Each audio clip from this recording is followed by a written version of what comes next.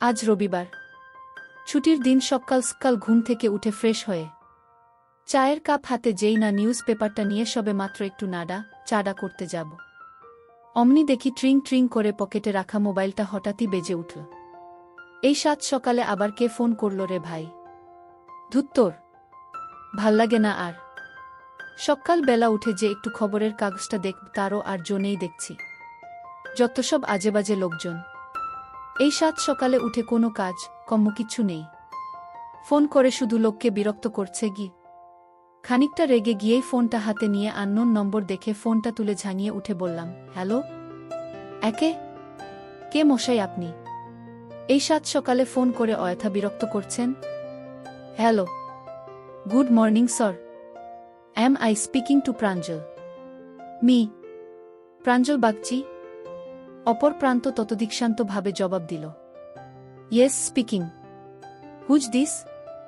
আমিও এবার একটু শান্ত হয়ে জবাব দিলাম, good morning Mr Bagchi, myself Diganta. Diganta Dutta উ আব্বে খেলোয়াড় দিগন্ত। তোর কি কোনো কামকাজ নেই সকাল সকাল ফোন করে? একে তো কানের মাথা খাচ্ছিস, তার উপর আবার ফর্মালিটি দেখাচ্ছিস। ওপার থেকে একটা খ্যাক খ্যাক করে হাসির আওয়াজ এলো আর দিগন্ত ব্যাটা বল, আসলে তুই এতটা রেগে যাবি তা তো ভাবতে পারিনি, তাই ভাবলাম ল্যাঙ্গুয়েজটা চেঞ্জ করেই দেখি। তোর রাগটা যদি একটু পরে। আরে বল, কেমন আছিস? কলেজের রিইউনিয়নের পর তো তোর আর কোনো পাত্তাই নেই ভাই। এখন কোথায় আছিস? কি করছিস? যে অফিসে ছিলিস সেখানেই সেটলড নাকি আবার অন্য কোথাও টয়েন করলি নাকি? পরের পর প্রশ্ন করতে থাকলাম আমি ওকে। আরে তুই তো আমার উপর এক্কেবারে প্রশ্নের বুলডোজার চালিয়ে গেলি। আমি ভালো আছি, আর তুই? মুচকি হেসে জবাব দিল দিগন্ত, আমিও একদম বিন্দাস আছি। আমি বললাম, আজকে তো তোর ছুটিটা বাড়িতে বসে বসে করছিসটা কি? চল না একটু বসি কোথাও, বেশ জমিয়ে আড্ডা দেওয়া যাবে কি বল? ও আডমোডা ভাঙ্গতে ভাঙ্গতে জিজ্ঞেস করল। হ্যাঁ, তাহলে এসপ্ল্যানেডে যে রেস্টুরেন্টটায় আমরা বসে আড্ডা মারতাম না সেখানেই চলে আয় 12টার মধ্যে গু। ঠিক আছে, আজ তাহলে মিশন এসপ্ল্যানেড ঠিক দুপুর 1-2টায়। আমি টেবিল বুক করে দিয়ে নম্বরটা তোকে টেক্সটও করে দিচ্ছি গু। ঠিক আছে, করে দে। করে দে গি। ওকে, রাখি তাহলে? হ্যাঁ হ্যাঁ, রাখ উ। রেস্টুরেন্টে ঢুকে দেখলাম নির্দিষ্ট টেবিলের সামনে গিয়ে দেখি এখনও এসে পৌঁছায়নি দিগন্ত। ওর বয়সটা কতই বা আর হবে? হয়তো আমারই মতো হবে, বছর 34। আমাদের বন্ধু মহলের সব থেকে সুন্দর দেখতে বোধহয় ওই ছিল। যেমন ফর্সা তেমন লম্বা, আবার তেমনি জিম করে পেটানো নির্মেদ একটা চেহারা, আর হাইটটাও খারাপ নয়, 6 ফুটের মতো। মেয়ে মহলে ওর দারুণ কদর, এক্কেবারে অ্যাটিটিউড। ওর কিন্তু কলেজের মেয়েদের দিকে খুব একটা বেশি আকর্ষণ ছিল না। বৌদি থেকে এয়ার হস্ট্রেস কাউকে বাদ দিত না ও। এরা সবাই নাকি ছিল ওর ক্লায়েন্ট। কলেজে পড়তে পড়তেই এটাই ওর পার্ট টাইম জব ছিল। বলতে গেলে পাক্কা মেল জিগোলোতে পরিণত হয়েছিল ও। কিন্তু ওই যে কথায় বলে না, অল্প বয়সে পাকলে ওইটা তার দুঃখ চিরকাল উ। ওরও না ঠিক সেই অবস্থা, নাকি সেই 15 বছর বয়স থেকেই ওর ঘাটের খেয়ে আসছে, আর খেয়ে খেয়েই এই অবস্থা করে ফেলেছে। সেই সময় ওর বাংলার দিদিমণিকে দিয়ে সেই যে শুরু করেছিল ও, তারপর থেকে ব্যাপারটা ক্রমেই ওর নিত্য নৈমিত্তিক কাজে পরিণত হয়। এসবের জন্য তো আমরা আবডালে ওকে দিগন্ত বলেই ডাকতাম। তবে আমি আসার বেশ কিছুক্ষণ পর এসে পৌঁছল ও। এই তোর সেই লেট করে আসার রোগটা তোর আজও গেল না দেখছি গু। দূর, ট্রাফিক জ্যামে ফেসে গিয়েছিলাম। আর তাছাড়া আমি কি তোর সঙ্গে এখানে প্রেম করতে এসেছি নাকি, যে ঠিক সময় এসে পৌঁছতেই হবে? না হলে ও আমাকে 2-4 কথা শুনিয়ে দেবে। একটা বিশেষ কাজে তোর একটু সাহায্য লাগবে, তাই ডেকেছি গু। ও তাই বল, দরকার ছাড়া তুই যে আর এমনি এমনি আমার সাথে দেখা করবি না, সেটা না আমিও বুঝতেও পেরেছিলাম। নে, এবার আর ভনিতা না করে আসল কাজের কথাটা বলতো উ। হ্যাঁ, সেটা তো বলবেই, আর বলেই তো তোকে ডেকেছি। কি জানিস তো, অনেক ভেবে দেখলাম একমাত্র তুই আছিস যে আমাকে এই সমস্যা থেকে উদ্ধার করতে পারিস। তুই ছাড়া অন্য কারোর পক্ষে কাজটা করাটা বিপজ্জনক, কারণ এটা একটা পারিবারিক সম্মানের প্রশ্ন। কাজটা সারতে হবে অত্যন্ত গোপনে। তবে শুরু করার আগে একটু ব্যাকগ্রাউন্ডটা তোর জানা দরকার। না হলে পরবর্তীকালে বাকিটা বুঝতে সমস্যা হতে পারে। বল শুনি, কি তোর সেই বিশেষ কাজ যার জন্য আবার আমাকে ছাড়া তোর চলবেই না? বলবো, সব বলবো। হ্যাঁ, তার আগে দাঁড়া, অর্ডারটা দিয়ে দি ওয়েটার। ও ডাকতেই পাশে একজন দাঁড়ালো। স্যার, আপনারা কি নেবেন? ওয়েটার এসে জিজ্ঞেস করল। কিরে, কি নিবি? বলে দে ওকে। কি মেনু কার্ডটা আমার দিকে বাড়িয়ে দিয়ে জিজ্ঞেস করল দিগন্ত। আমার কোনো চয়েস নেই, তুই যা ভালো বুঝবি তাই কর। কি মেনু কার্ডটা ঠেলে ওর দিকে সরিয়ে দিয়ে বললাম আমি। ওকে ছি বলে দিগন্ত মেনু কার্ডটা দেখে দুজনের জন্যই অর্ডার করে দিল কফি আর সঙ্গে হালকা কিছু স্ন্যাক্সও। ওকে স্যার বলে অর্ডার নিয়ে চলে গেল ওয়েটার। যাই হোক, এবার আমি আমার ফ্যামিলির সাথে তোর একটু পরিচয় করিয়ে দিই কেমন? আমার ফ্যামিলিতে আমি আর আমার বাবা মা ছাড়াও আমার বউ আছে। আজ কালকার দিনে একটু বেশিই বড়, তাই না? তোর মতো ছেলের জন্য দুটো কেন 10টা বউ থাকলেও আমি এতটুকু অবাক হতাম না। বিশ্বাস কর গু। ওকে ঠেস মেরে হাসতে হাসতে ব্যঙ্গ করলাম আমি। আরে ফাটা বাসে আমার সুপারিটা আটকে গেছে তো, তাই আমাকে বাগে পেয়ে চুলকে দিচ্ছিস? বল। চলকা চলকা, যত পারিস চলকা। তবে তার আগে আমার কথাটা মন দিয়ে শোন। শোন ভাই, একটু শুনে নেছি। বল দিগন্ত। হ্যাঁ বল। ওর অবস্থা দেখে আমি হাসতে হাসতে বললাম। শোন তবে। কি ও বলতে শুরু করল। ব্যাপারটার সূত্রপাত বছর 2 আগে থেকে বুঝলি, যখন থেকে আমার বাবা মা আমার জন্য সম্বন্ধ দেখা শুরু করেছিলেন। আর তুই তো ভালো করেই জানিস আমি তো এই বিয়ে ব্যাপারটাতে এক্কেবারে নাছোড় ছিলাম। কারণ এই বিগত 16-17 বছর ধরে রোজ বিনা লাইসেন্সে গাড়ি চালানোর মজা নিয়ে এসে হঠাৎ করে কাউকে যদি শুনতে হয় তোমাকে এবার গাড়ি চালানোর জন্য অফিসিয়ালি লাইসেন্স নিতে হবে, না হলে তুমি আর স্টিয়ারিং বসতে পারবে না, তাহলে কার না রাগ ওঠে বলতো ভাই? স্বভাবতই আমারও উঠেছিল। তাই বাবা মার উপর খানিক রাগ দেখিয়েই প্রথমে দিল্লি, তারপর সেখান থেকে ব্যাঙ্গালোরে ট্রান্সফার নিয়ে নিই। আর সেই তখন থেকেই আমি বাইরে যে কোম্পানিতে প্রথম ঢুকেছিলাম সেটা ছেড়ে এখন অন্য একটা ভালো জায়গায় আছি। এই বছর খানেক আগে বাবার অসুস্থতার খবর পেয়ে ছুটি নিয়ে বাড়ি আসি। এসে দেখি বাবা আমার বহাল তবিয়তে আছেন। বুঝলাম বাবার অসুস্থতার ভুজো খবর পাঠিয়ে আমাকে ডেকে এনে বিয়ের পিঁড়িতে বসানোর এক উৎকৃষ্ট প্রচেষ্টা। এরই ফাঁকে দেখি আমাদের খাবার চলে এসেছে। টুক টাক মুখ চালাতে চালাতে জিজ্ঞেস করলাম, তারপর তুই কি করলি? কি আবার? সিন ক্রিয়েট করার হালকা একটা চেষ্টা চালিয়েছিলাম বটে, কিন্তু তাতে কোনো লাভ হলো না বুঝলি। কারণটা হচ্ছে আমার পরিবারের সবাই এ ব্যাপারে আমার এক্কেবারে বিরুদ্ধে চলে গিয়েছিল। একজনকেও আমার পাশে পেলাম না, যে কিনা আমার পাশে দাঁড়িয়ে আমার ফরে কথা বলবে। তারপর সেই সময় আবার কলকাতায় আসার একদিন পরেই সকাল ঘুম চোখ খুলেই যদি বাবার কাছে কাউকে ঝাঁট খেতে হয়, তাহলে কারই না মেজাজটা খিচড়ে যায় বল? তুই ঝাঁট খেলি? শেষ পর্যন্ত তুই তাহলে তোর বাবার ঝাঁট খেলি? হা হা হাক। তা কি নিয়ে ঝাঁটটা খেলি? একটু শুনি কি। জানিসই তো যে আমার বাবা একটু রাশভারী গোছের, আর তাই বাবাকে আমরা একটু সমঝেই চলি। সেদিন সকালবেলা ঘুম চোখ খুলে ফ্রেশ হয়ে বাজারের ব্যাগটা নিয়ে যেই বেরোতে যাব, অমনি পড়বিত পট এক্কেবারে বাঘের মুখে গিয়ে। কোথা চললে? বাবা বাজারে। কি বাজারে যাচ্ছ? যখন যাও কিন্তু একটু তাড়াতাড়ি ফেরার চেষ্টা করো গিয়ে। কেন বাবা? তোমার সাথে আমার একটু জরুরি কথা ছিল। ঠিক আছে বাবা। যাই হোক, সেদিন বাজার থেকে তো ফিরলাম, তারপর ব্রেকফাস্টটা শেষ করে সবে উঠতে যাব।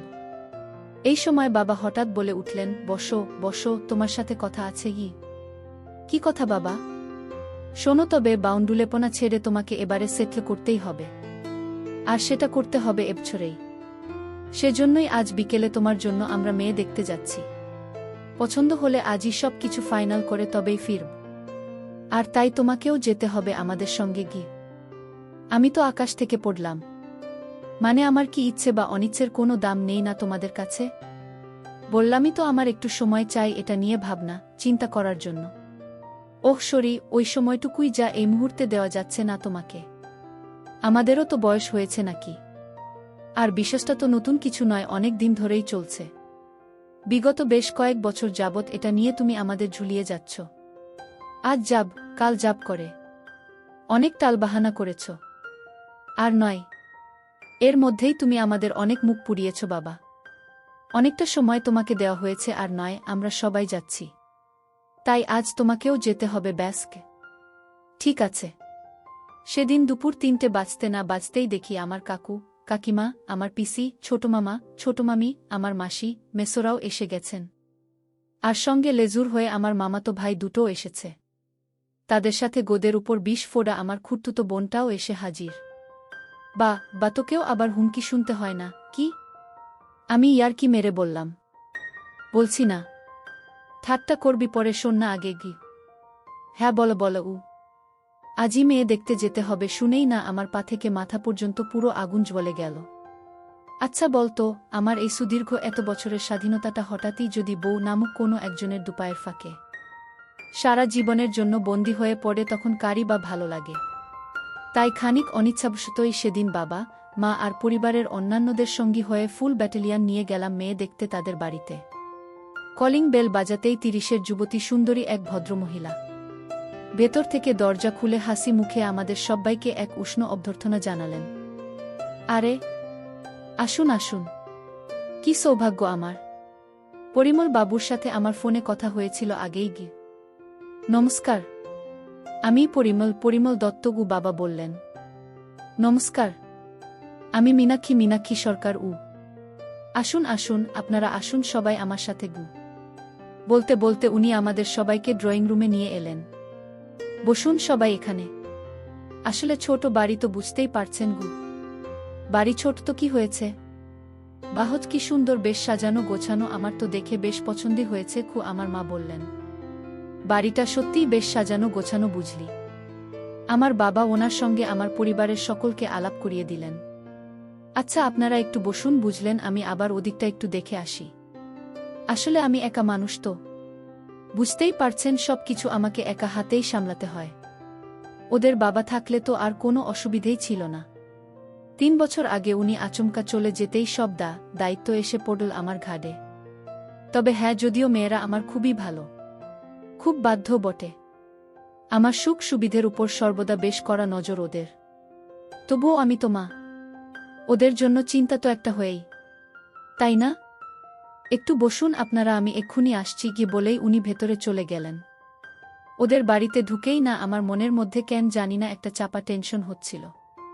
এখানে ঢোকার পর থেকেই হাতে পায়ে আমার কেমন যেন একটা আড়ষ্ট ভাব। আমি না পুরো যেন একটা জ্যান্ত মূর্তির মতো বসে আছি, এক্কেবারে নরন চরণ। আর আমার এই অবস্থা দেখে আমার ভাই বোনগুলো আমাকে নিয়ে হাসাহাসি করছে। তোরই মতো যা তা বলছে। খানিক বাদে দেখলাম ভদ্রমহিলা ফেরত এলেন সঙ্গে অপূর্ব সুন্দরী দুটো মেয়েকে নিয়ে। লাল টুকটুকে একটা শাড়ি আর হালকা কিছু গয়না পরে মাঝখানে দাঁড়িয়েছিল একজন, তার বাপাশেই আর একজন যমজ ভদ্রমহিলা তার অন্য পাশে। মেয়ে দুটো যেমন ফর্সা তাদের গায়ের রং, তেমনি যেমন হরিণের মতো টানা চোখ, তেমন চোখা নাক আর মানানসি। মনে হয় এক্ষুনি র্যাম্পে নামিয়ে দিলে সঙ্গে সঙ্গে শো স্টপার হয়ে যাবে। বয়স আন্দাজ ২৪ কি ২৫ হবে বোধহয়। আর সঙ্গে মিসেস সরকারও, আর বাকি দুজনের হাতে চা জলখাবারের ট্রে। দাদাভাই, তোর তো পুরো লটারি লেগে গেল রেছি। আমার কাঁধে ধাক্কা মেরে হাসতে হাসতে আমার বোনটা হঠাৎ ফিসফিসিয়ে উঠল। এই চুপ কর তুই, এখান থেকে বেরিয়ে না, খুব মার খাবি আমার হাতে। দাঁড়া, আগে ভালো করে দেখতে দেখি। চোখ পাকিয়ে ওকে ধমক দিয়ে বললাম আমি। ওরে মুখটা বন্ধ কর রে দাদাভাই, না হলে মুখে না মাছি ঢুকে যাবে। এই তুই চুপ করবি ঘো, ওরে আর বেশি দেখিস না।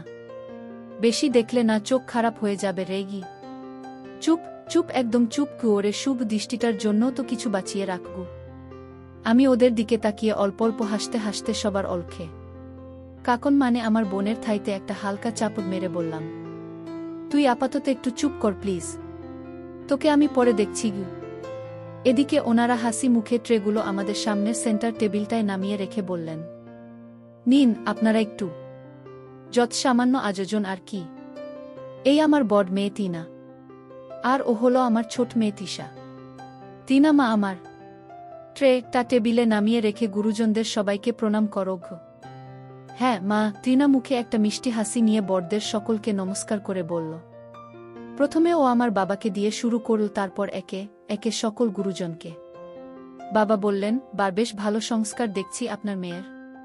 ওর প্রণাম নিয়ে বললেন, ই বেঁচে থাকো মা, বেঁচে থাকো, আশীর্বাদ করি, সুখী হও মা, খুব সুখী হও।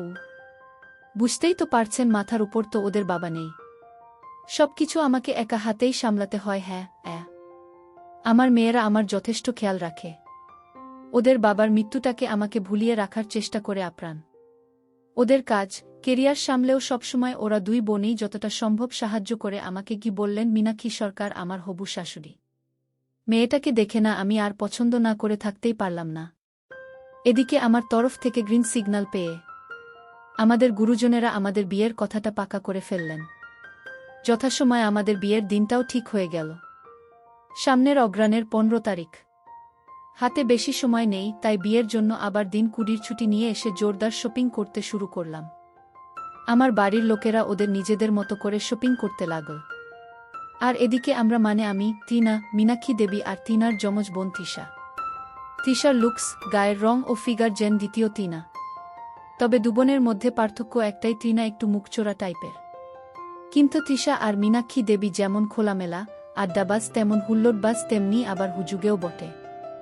শপিং করতে গিয়ে আমাদের 4 জনের মধ্যে এমনই ভালো একটা বন্ডিং তৈরি হয়ে গেল যে মনে হলো সেটা খুব সহজে ভেঙে পড়ার নয়। কথায় কথায় বুঝলাম আমার থেকে আমার হবু শাশুড়ির বয় পার্থক্য খুব একটা বেশি নয়, তবে এই বয়সে বিধবা হলে যা হয়, তাই বোধহয় আমাকে পেয়ে উনি হাতে চাঁদ পেলেন। আর তৃষা, তার কথা কি আর বলব, সে তো তার মায়ের থেকেও এক কাঠি ওপরে। সে তো সুযোগ পেলেই আডালে আবডালে নানা আছিলায় আমার মাঝের পায়ে হাত বুলিয়ে দিচ্ছে, তবে অবশ্যই তার মা আর দিদির চোখকে বাঁচিয়ে। যাই হোক, বিবাহ নামক পর্বটা তো যথাসময় ভালো ভালো সম্পন্ন হল, কিন্তু এর আসল মজাটা টের পাচ্ছি আমি বিয়ের ঠিক মাস 7 বাদে, এই এখন, যখন কলকাতা অফিসে ট্রান্সফার নিয়ে ফেরত এলাম। 4 দিক থেকে শুধু নেমন্তন্ন আর নেমন্তন্ন। ছুটির দিন হলেই শুধু আত্মীয়ের বাড়ি বাড়ি ঘুরে বেড়ানো। সেরকমই এই শনিবার গিয়ে ওদের বাড়িতে গিয়ে হাজির হলাম আমি আর টিনা। জোট ছেড়ে বেরোনোর পর এ বাড়িতে আমার প্রথম আগমন। বাড়িতে সেদিন আমরা 4টে মাত্র প্রাণী। ঠিক হলো দিন কতক থাকব। দুপুরে খাবার পর খানিক গপ্প গুজব করে আমি টিনার ঘরে বসে একটু রেস্ট নিচ্ছিলাম। ঘুমিয়েই পড়েছিলাম বোধহয়। পরিচিত একটা মিষ্টি গন্ধ নাকে আসতেই না আমার ঘুমটা গেল ভেঙ্গে। চোখ মেলে দেখি টিনা দাঁড়িয়ে আছে আমার জন্য চা নিয়ে। যাই হোক, আমি উঠে বসলাম। কি গো, লাইটটা জ্বালাওনি কেন? সন্ধে হয়ে গেল তো। চায়ের ট্রেটা বেড সাইড টেবিলে রেখে টিউব লাইটটা জ্বেলে দিয়ে বল টিনা। ও হোক টিনা, অনেক বেলা হয়ে গেল না গো? আধ মোড়া ভাঙ্গতে ভাঙ্গতে জিজ্ঞেস করলাম আমি। হ্যাঁ তা অবশ্য একটু হয়েছে বটে। তাহলে ডেকে দাওনি কেন? একটু বেলা হয়েছে তো কি হয়েছে? সারাদিন তো অফিস অফিস করে ভালো করে ঘুমতেও পাও না তুমি, তাই ছুটির দিনে একটু ঘুমোচ্ছ যখন তখন আর ডাকিনি। যাও যাও, এখন বাথরুম থেকে হাত মুখটা তাড়াতাড়ি ধুয়ে এসো তো দেখি, তারপর আমরা একসঙ্গে চা খাবো কেমন গু? তারপর দরজা বন্ধ করে বসে গেল ড্রেসিং টেবিলের সামনে চুল আঁচড়াতে। টুল আঁচড়ানো হয়ে গেলে ও একটা হালকা মিষ্টি পারফিউম মেখে চলে এলো আমার কাছে। এসেই না আমার গা ঘেঁষে শুয়ে পড়ল।